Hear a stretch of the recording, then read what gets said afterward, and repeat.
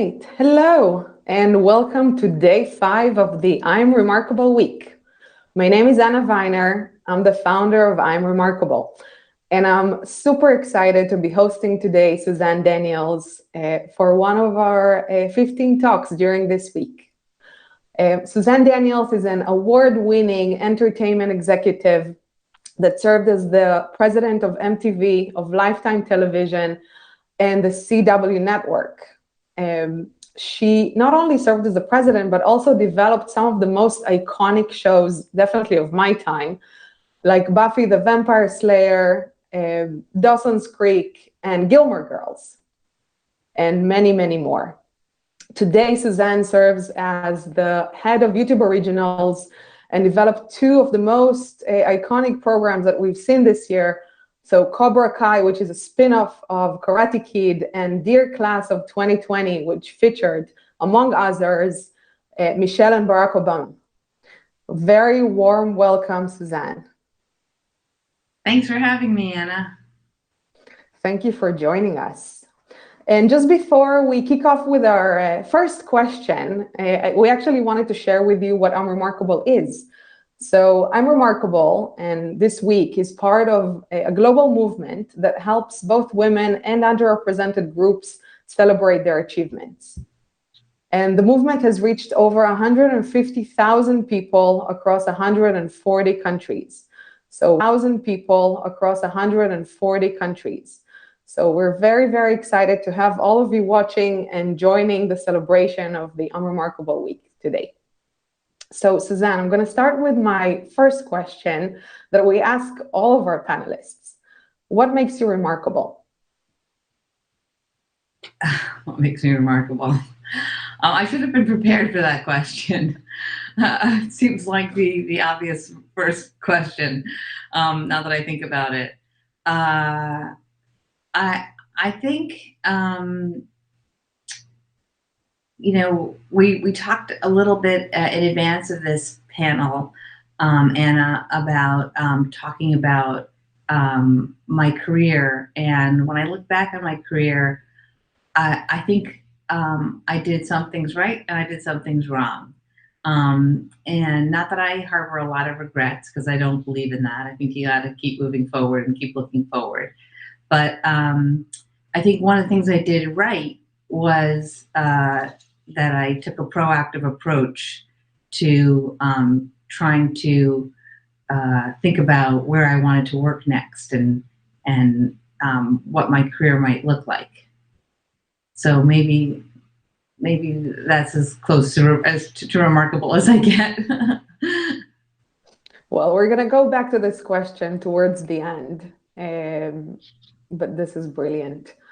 So as you mentioned about being proactive, I think it's something that, especially when we talked, you are actually very vocal about how your journey started and how being proactive is your motto.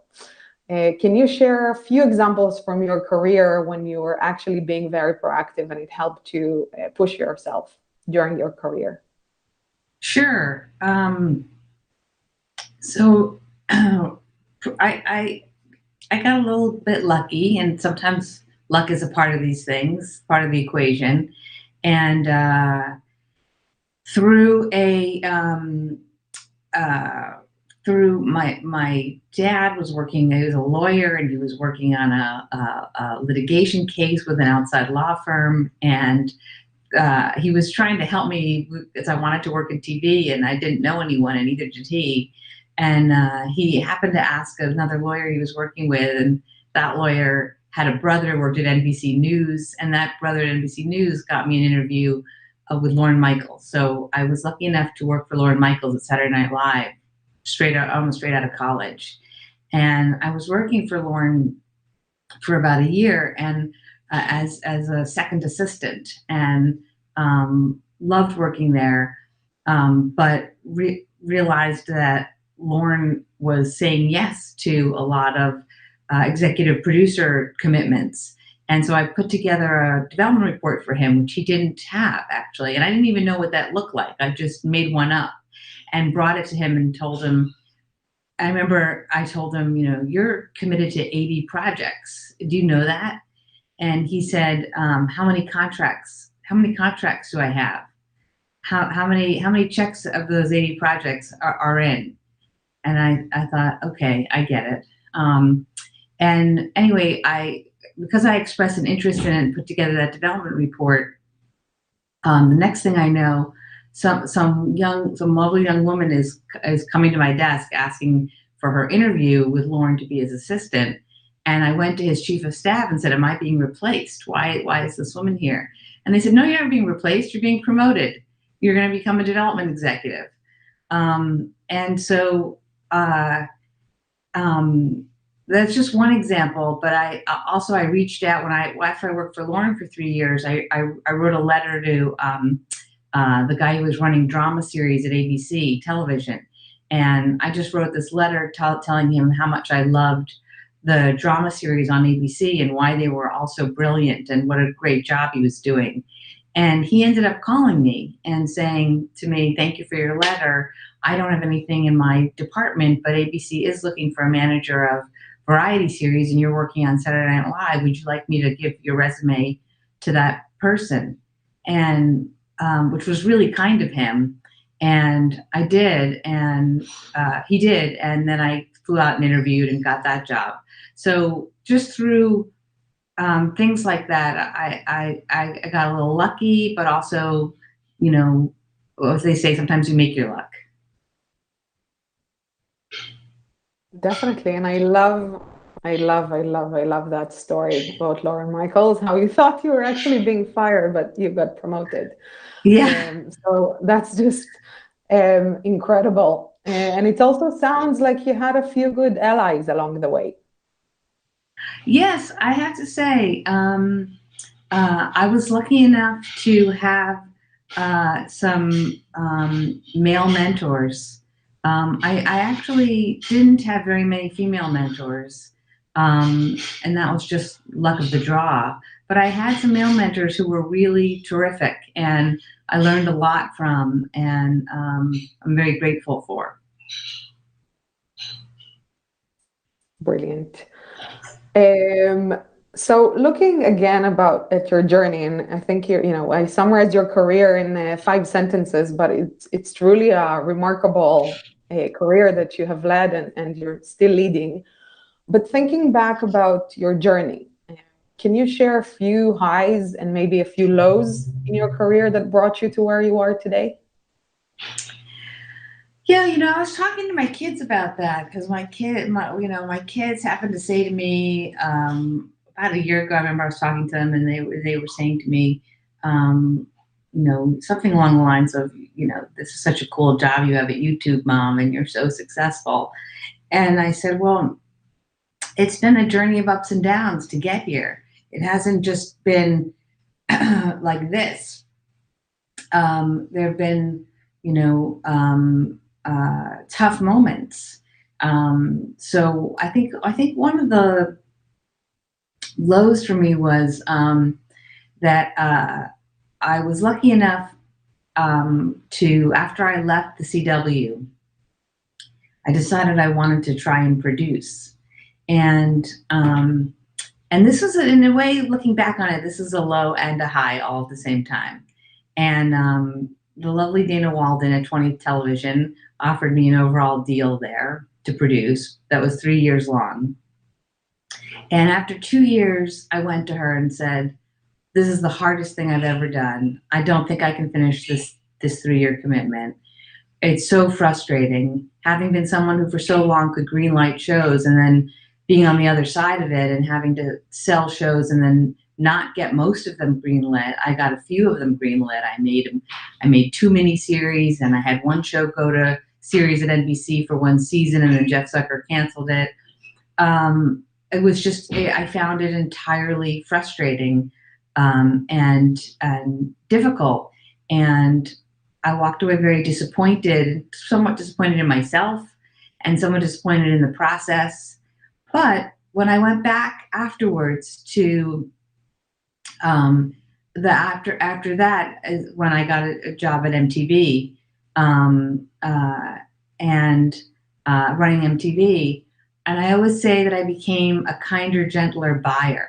I became a better buyer because of the experience selling. And even though it felt like a low at the time, I think I became much more understanding of how hard producers work. And you don't know that as a network executive if you're not on the other side and doing that work. You don't really understand what it takes, and it's tremendously hard work. And so I think I became just a much better, more intuitive, more empathetic buyer, and it helped me, you know, understand what producers go through. That's brilliant. I think it's one in general. We all want our counter side to understand where we stand and what do we go through. So I think it's actually amazing that you managed to be on both sides. How do you see that working for you today as head of YouTube Originals? Do you give any tips to people coming to you? I think some tips that I've talked to my staff about that they know, and if they're listening today, I invited them, they'll be nodding their head and thinking, "Yep, she says that all the time." Is one, value your relationship with agents, and that's important. And agents are doorkeepers to a lot of talent, and it's important to have good relationships with them. And also, I share with the network, with the buyers, the executives that I work with, because we are on the buying side at YouTube.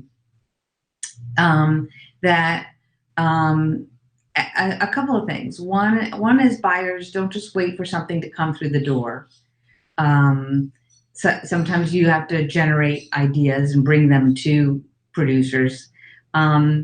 Two, one of the things I say to producers, if there's producers watching today, is that don't overthink what the network or the platform, as it were, is looking for. Think about what excites you, what you have a vision for, what you are passionate about, because as buyers, we respond to people with a vision who have passion. And there are only so many new ideas in the world, and everything old is new again. And I was watching a movie with my 11-year-old recently on Netflix that's doing very well. It's called My Spy, right? That's adorable. Not a new concept. There's been a ton of movies with that similar concept, but just well executed. And the team behind it did a great job. And so you don't have to have the breakthrough new idea, but you do have to have a passion and a vision for what your series is or what your show is and why it's going to be different and why it's going to be great. Like we did this special with David Blaine recently, and that was a year and a half in the making, where he went up in the air with balloons like the animated movie Up. And he had such a strong vision and excitement when he came in and pitched that, and about why he wanted to do it and what he was going to do and what that vision was going to look like. It was so interesting from moment one when he walked in the door. Not to mention he did a really good card trick, but that didn't sell the project. But so that's the advice I often give. Okay, that's really, really good. I think I might be applying to your team soon, but we'll see. Great. So going back to your younger self or your first steps in your career, what would be what was your first big breakthrough? I'd have to say my first big break was probably, was definitely working at Saturday Night Live. And I met my husband there, so that was pretty special. But getting the first network job at ABC was pretty lucky too. And that was a big decision because it required my moving across country. I didn't have any family in Los Angeles. All my family was back east. So that was a big turning point in my life. And how But did they you all get feel it? like big breaks in a way. Looking back on it, they all feel like big lucky breaks. Getting hired at the CW felt like a big lucky break.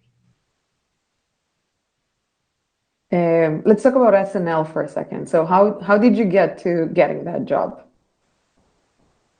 Uh, well, again, I just graduated from college. My mom's a psychologist, a school psychologist. My dad's a patent attorney, and I wanted to work in TV. And so my dad was kind enough to just really ask everyone he knew if they knew anyone in TV, which was just lovely of him.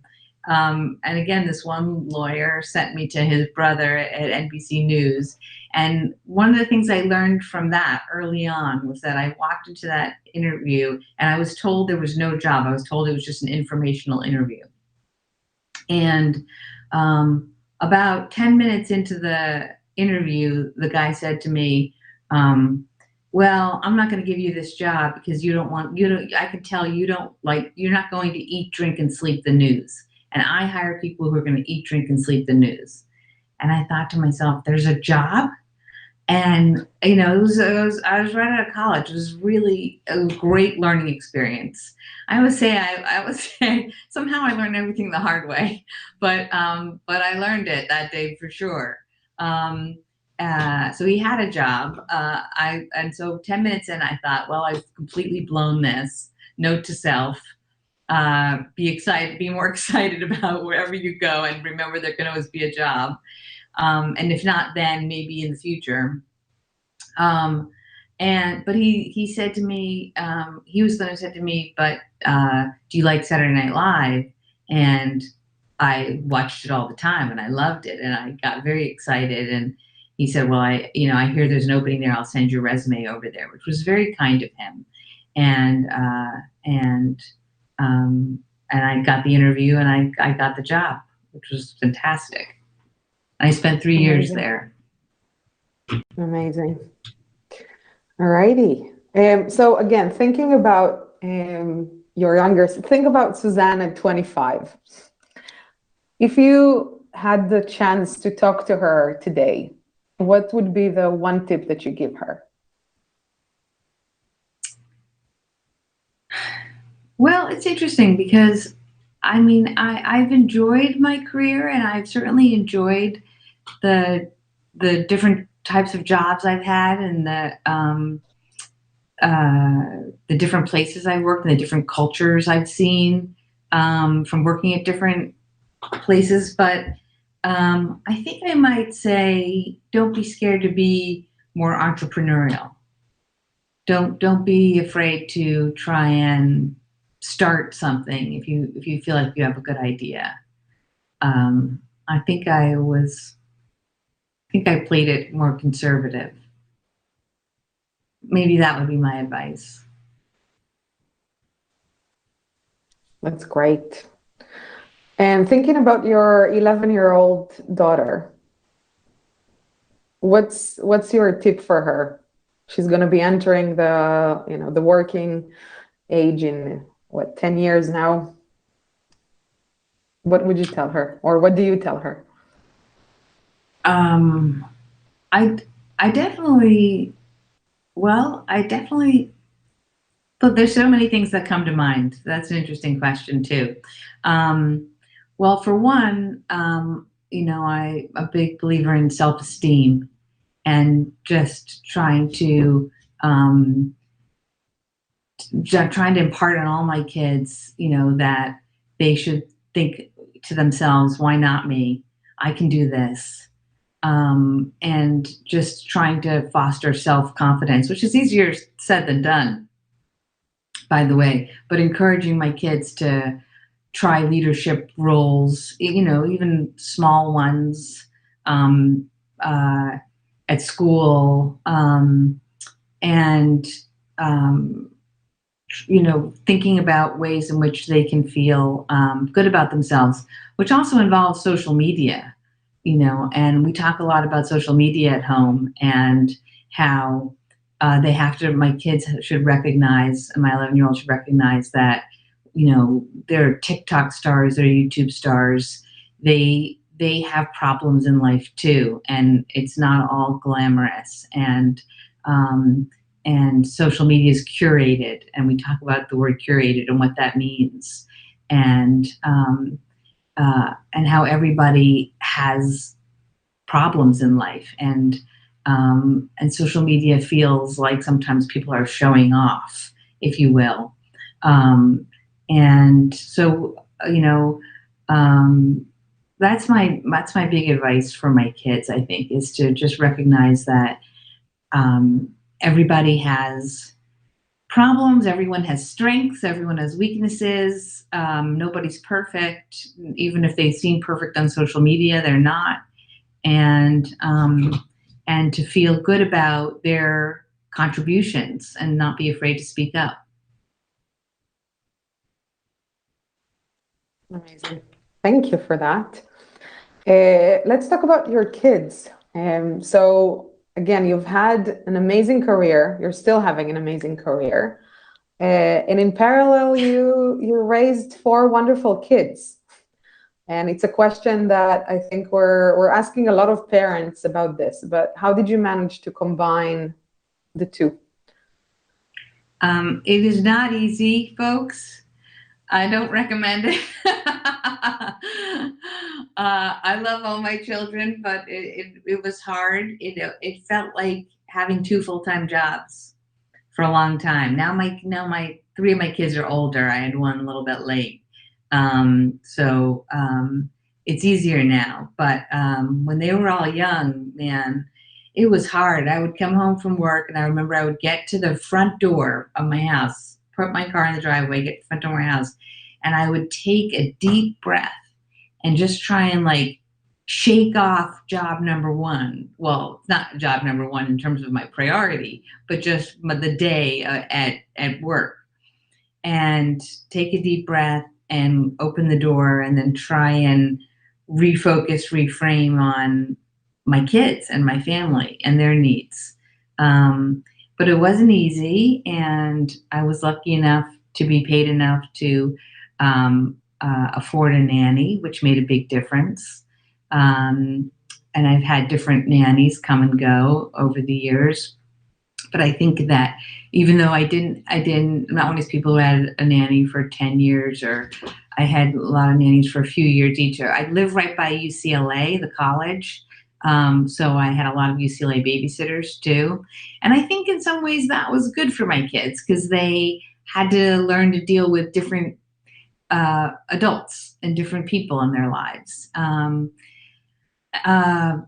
But I always made sure I was talking to them and knew what they were up to, and that they knew what I was up to. I kind of grew up that way. My dad and my mom would always talk about their work at the dinner table. And that's another thing. We always had dinner together. So, and it was not a special dinner. It might have been hot dogs and pre-prepared applesauce. It was nothing fancy, believe me. Got home from work, I did the best I could, pasta, whatever. But we'd sit down and we'd talk, and it might only have been 20 minutes, but I think it was an important 20 minutes looking back on it. So I think that was a good thing that we did. And I still do it with my 11-year-old. That is wonderful. I think that, I love seeing role models of senior successful women and men that really showcase that you can do both. I think it's... I'm not a role model in terms of cooking, though.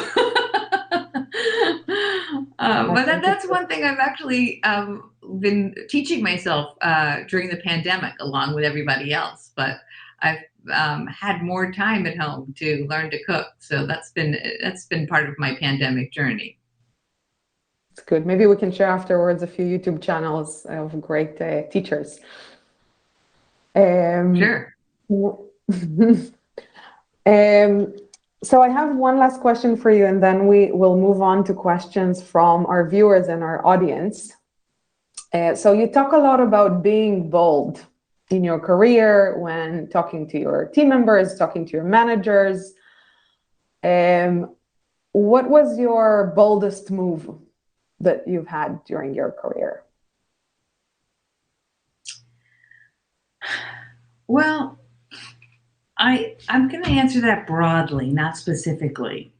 I think my boldest move was to get behind writers and producers that I really believed in and really push their content through.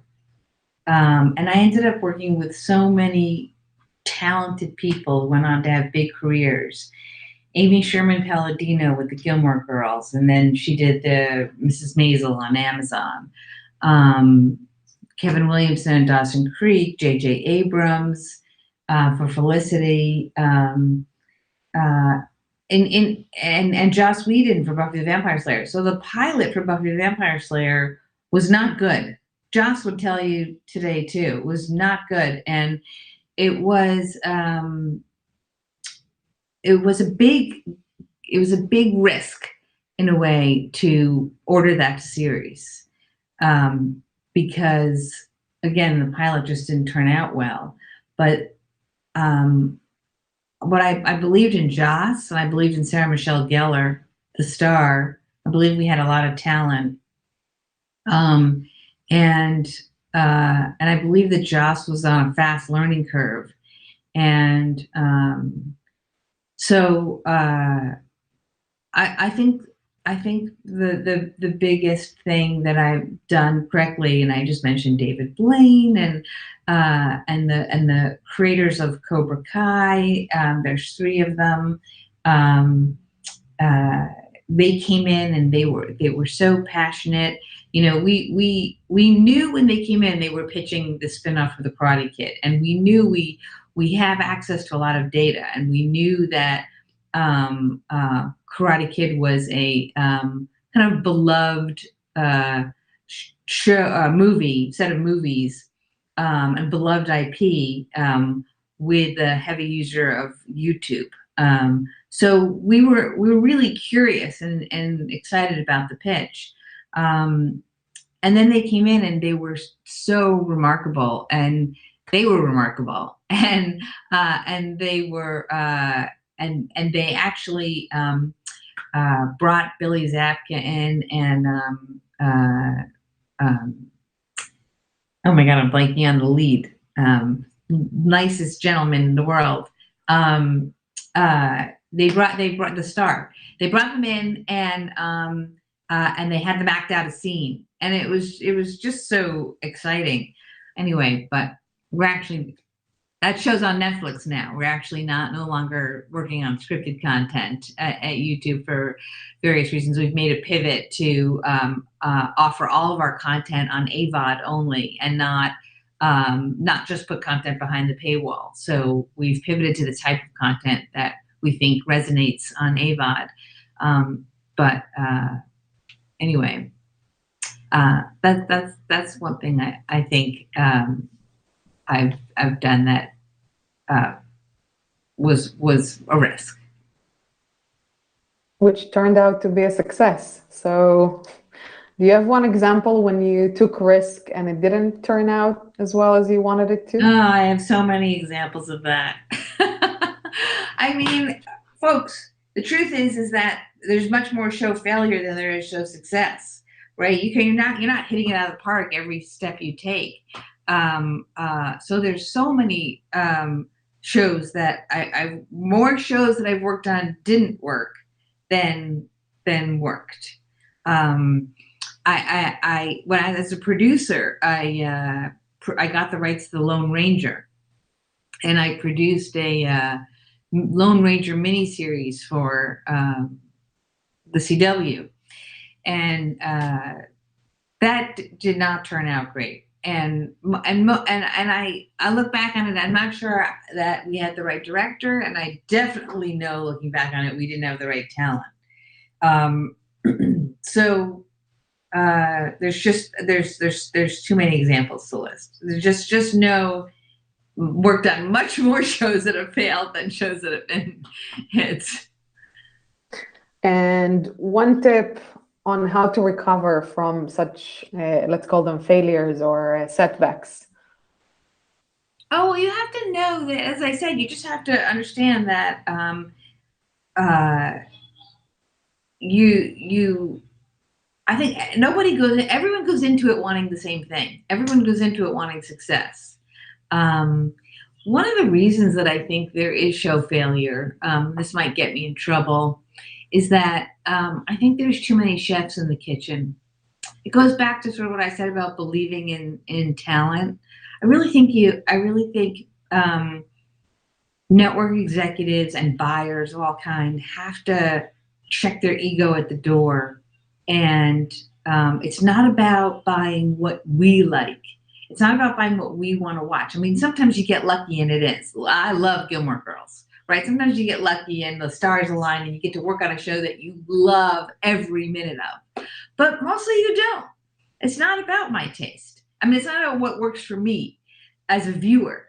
I'm trying to service a lot of different types of viewers, and so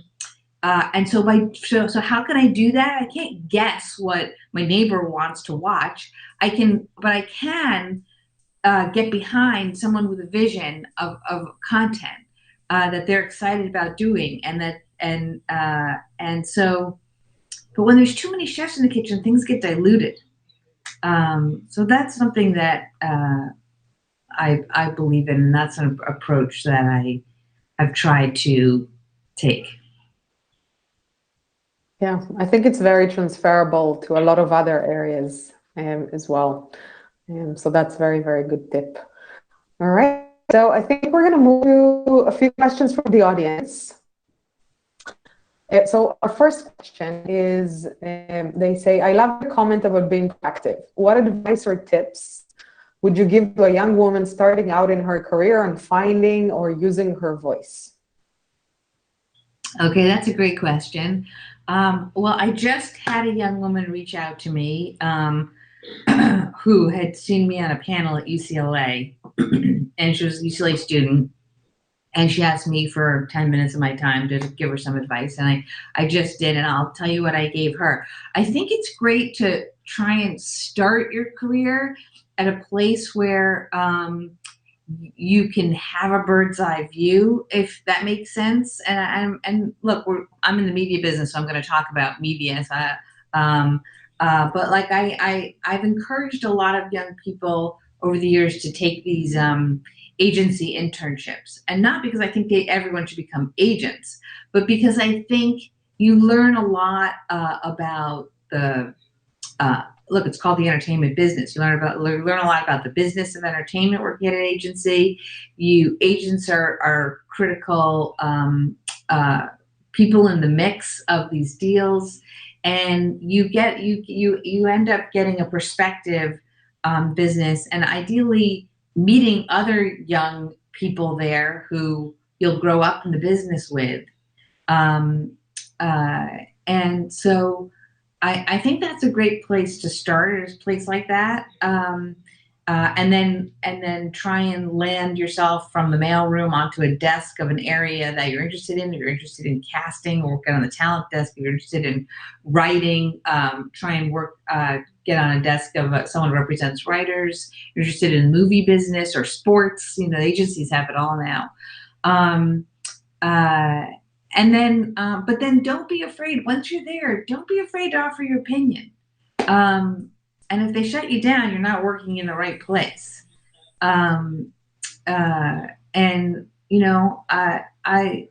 was able to learn a lot from Lorne Michaels because he was open to my asking a lot of questions, and even if he let me know that he thought it was not a smart question, he let me know why, and he took the time to do that, and yeah, I would just say you gotta take risks. You gotta ask questions that feel risky, even if you think it might be a dumb question. You gotta put yourself out there. Great tip. It's very much harder to do, but I think it is it is harder to, it's easier said than done. That's completely true. um, It's like but the Sheryl Sandberg, the essence of the Sheryl Sandberg book, right? Lean in, take a seat at the table. It's the essence of what she's saying. Yeah, and I have to say that it's one of the things that we teach in the Unremarkable workshop is it's really a muscle you need to work on. It doesn't come naturally. And if you do it several times, it just becomes more natural every time you do it. So thank you for that. Let's move on to our second question. So the question is, have you ever had any doubts or anxiety about moving into another career position or a new role? And if you had, how did you deal with it? I had so many doubts about taking this job at YouTube. I've been here for 5.5 years now, but it felt like jumping off a cliff in the biggest way. I was very I was at once excited about it and incredibly apprehensive about it, because it was a whole new world. And not just in terms of the type of content we had, but the whole construct. I had to let everything go. I was someone who'd grown up in the network business, cable and broadcast, and I thought about what time periods things had to air on, right? The 8 o'clock show, the 9 o'clock show, the hammock shows. I don't even use those words anymore. Doing 22 episodes a year, and then and sort of all the rules of network television were out the door. No rules. You can make a 5-minute show, a 15-minute show, 20-minute show, a 75-minute show, 90-minute show. You can offer it as binge.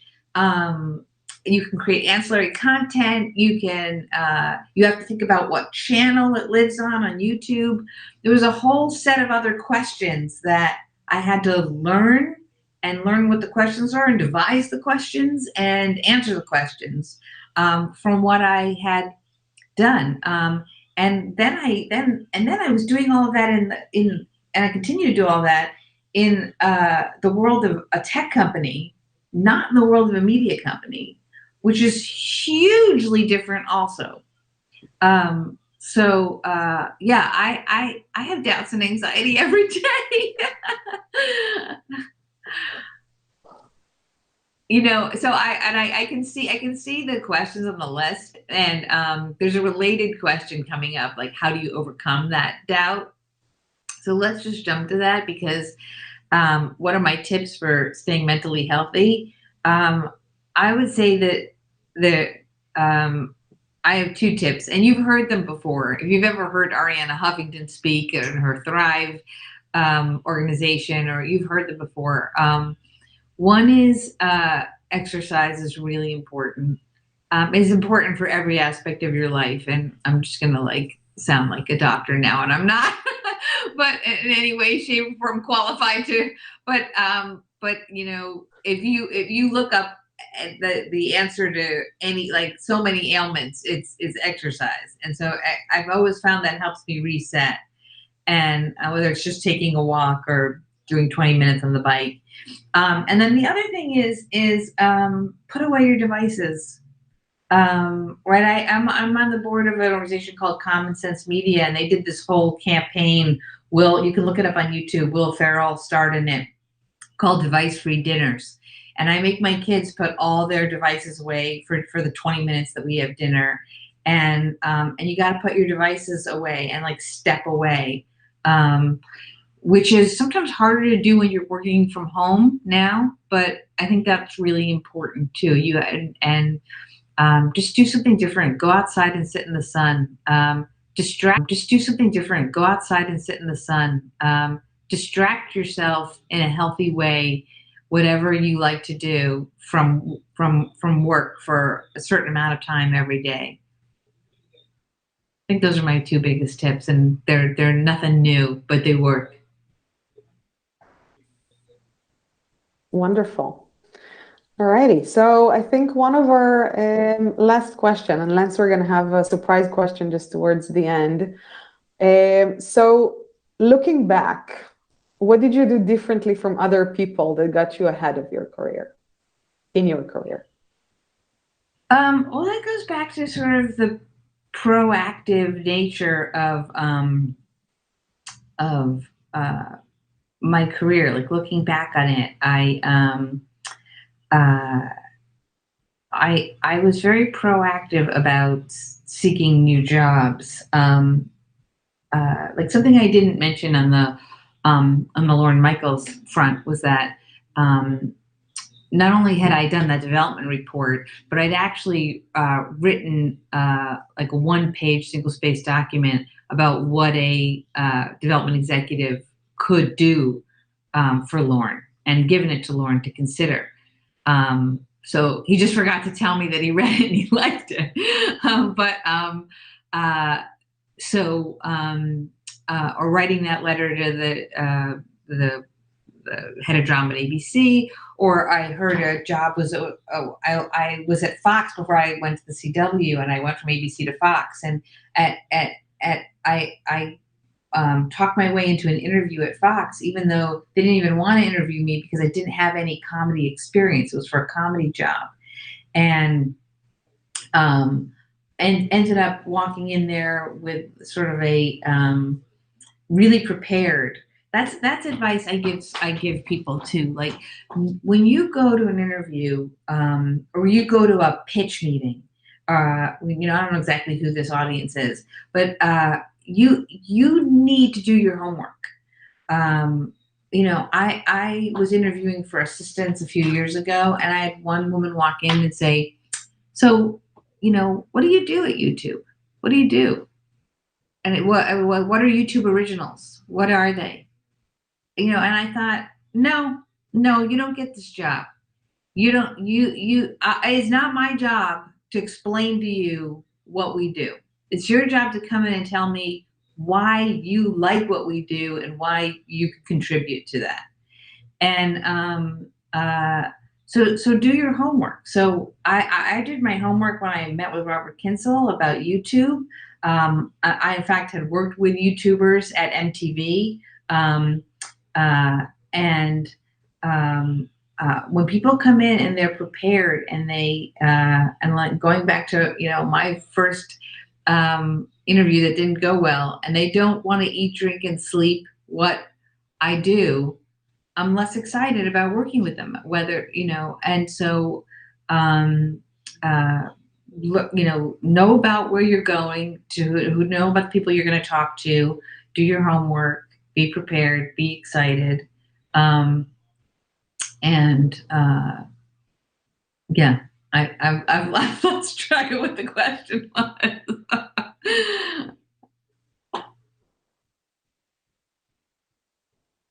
Are you muted? Are you muted? I can't hear you. Okay, I'm not on. I'm unmuted now. So Yes, I just right. wanted to say that, yeah, this is exactly the list of tips that I would give to any person going to any interview anywhere. It's just we're gonna cut and paste it and share it because I think it was a brilliant summary. So one last question for you, and we're gonna close with that. What inspires you the most?